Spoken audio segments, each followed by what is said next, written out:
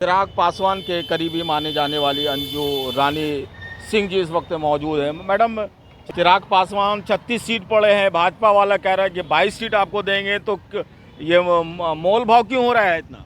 नहीं, हम लोग मोल भाव नहीं कर रहे हैं।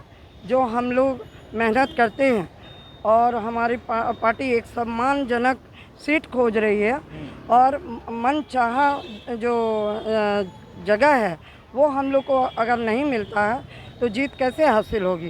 को बने एमपी 5 एमपी बने लोकसभा में, आप मोल भाव शुरू कर दिया? नहीं, आपने देखा है कि हम लोगों ने पहले भी जो कहा था उस बात को 100% उतारें। 5 सीट सांसद में वो कहा था कि हम लोग पूर्ण सभी सीटों पर जीत हासिल करेंगे।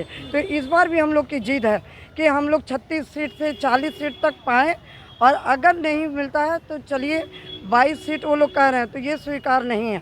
क्यों नहीं एक्सेप्ट कर लीजिए कुछ? नहीं, ऐसा नहीं ना होता है। जब हम लोग मैदान में उतरे हुए हैं और हम लोग की संगठन और जो हमारे राष्ट्रीय अध्यक्ष की सपना है उस चीज़ को हम लोग पूरा करेंगे।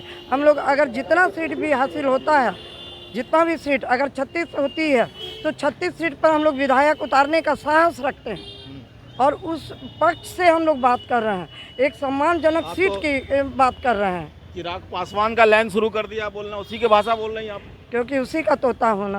आप एनडीए पे प्रेशर बना रहे हैं एनडीए सीट को लेकर? एनडीए को क्यों प्रेशर बनाएंगे? सब अपने अपनी जगह काम कर रहे हैं, सभी अपने अपने सीट को हासिल करना है और विधायक खड़ा करना है। तो हम लोग को भी तो जो लोक जनशक्ति पार्टी में विधायक जितने सीट से भी हम लोग खड़े होंगे सब में विधायक जो है होना चाहिए। इस चीज़ का संकल्प लिया हमने। अगर आपको 36 सीट नहीं मिलता है तो क्या करेंगे फिर आगे? नहीं, ऐसा कैसे नहीं होगा जब गठबंधन में है। और आपने देखा कल जो है नित्यानंद जी से 2 बार बैठक हुई और उसमें उन सभी के चेहरे पे चमक थी, स्माइल था। इसका मतलब है कि बात बनी हुई है।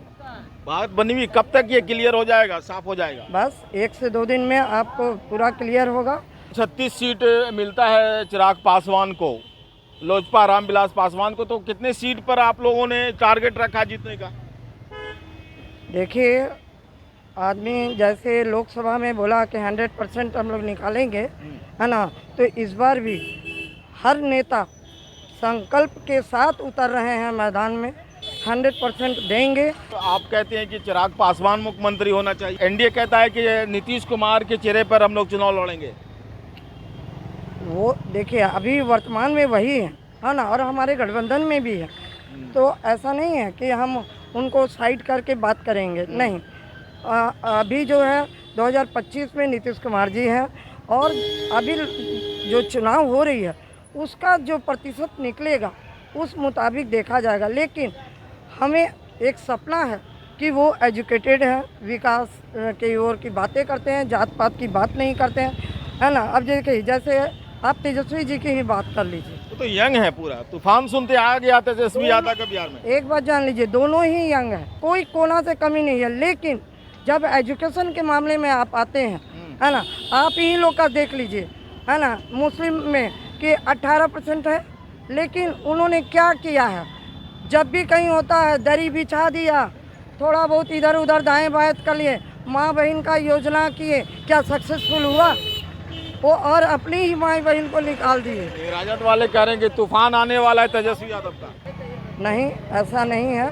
चिराग के सामने किसी की चलने नहीं होगी, क्योंकि उन्होंने भी कार्य किया है। अभी महिलाओं को 10,000 का जो भुगतान किया है, तो जिसके पास जो बिजनेस नहीं है वो महिला बकरी पालन कर रही है, मुर्गी पालन कर रही है, तो उसके जीने की एक सहारा उन्होंने दिया। इलेक्शन में सब कुछ याद आता है, पहले तो नहीं था कुछ। नहीं, नीतीश कुमार जी पहले भी किए हैं। कहाँ किए हैं? 20 साल में कहाँ कुछ किया? आज जो इतने अच्छे आपको मिला 10,000? हाँ जी, हमको मिला है। इससे पहले मिला था क्या? नहीं, इससे पहले तो हमने अप्लाई ही नहीं किया था। नीतीश जी मुख्यमंत्री हैं, है ना, और रहेंगे। लेकिन आप विकास की ओर की बातें जब करेंगे ना, तब हम लोग चाहते हैं कि चिराग जी खूबसूरत होने के साथ साथ वो देश के चिराग हैं, पूरे घर के चिराग हैं, एक एक घर के चिराग हैं। वो हॉस्पिटल का भी काम सोचते हैं, ये स्कूल खोलने की काम सोचते हैं, हर तरह के विकास की बात करते हैं। तो क्या फिर मुख्यमंत्री का भी दावेदारी पेश कर सकते हैं आप लोग, चिराग पासवान? इसमें कोई शक नहीं है।